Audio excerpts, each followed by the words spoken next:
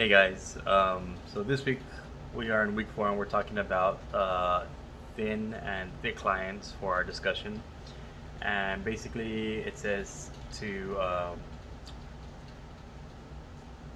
argue in favor of a thin or thick client approach to software architecture. So, thin clients have been used for many decades, as it was saying in our lecture, and you usually see these thin clients in libraries and small architectures. I currently work with the city, and right now we really have a very, very small library, only one, because it's a small town, and we use thin clients. And the benefits of having thin clients is basically everything runs off the server itself. If you're not using anything powerful like powerful programs, then running based off the server is pretty beneficiary because you only have to worry about updating programs and securing security patches on just the server itself. There are some network vulnerabilities that you have to look at in terms of because every client is connected to the server itself, so there has to be high security in your network to make sure no malware is happening.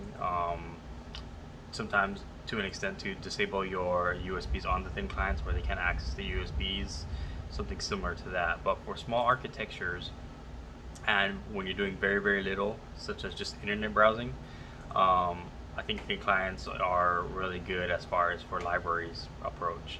Um, Preferably when you're using a organization that has multiple entities, um, I personally believe and I am in favor of thick clients.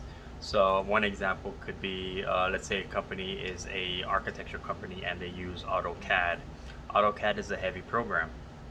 That heavy program uses a lot of resources in terms of CPU power, memory, and even though you could have the most robust server there is, it kind of limits your capability of expandability.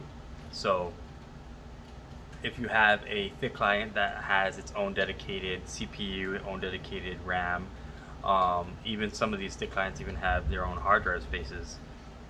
Um, Basically, it utilizes what's on the actual client, thick client, versus relying on the server.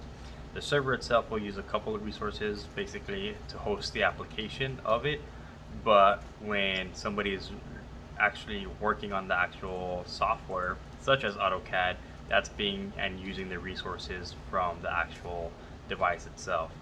Um, it's still secure too. Yeah, there is still some security patches that need to be done on a mass scale, not just on the server, but you also have to be responsible of updating and making sure everything is secure on the actual client itself.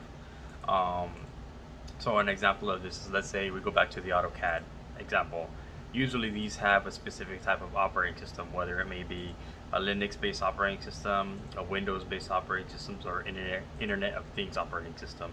All these need to be controlled with either MDT software or SCCM software to make sure all of this is updated, everything is secure on the operating system level.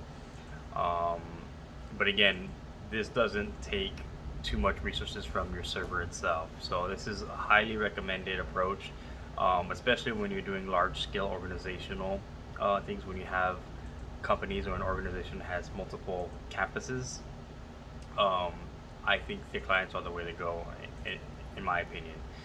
What do you all believe? Do you guys believe in thin clients, thick clients nowadays, or is everything moving towards thick clients? Um, Let me know. Thank you, guys.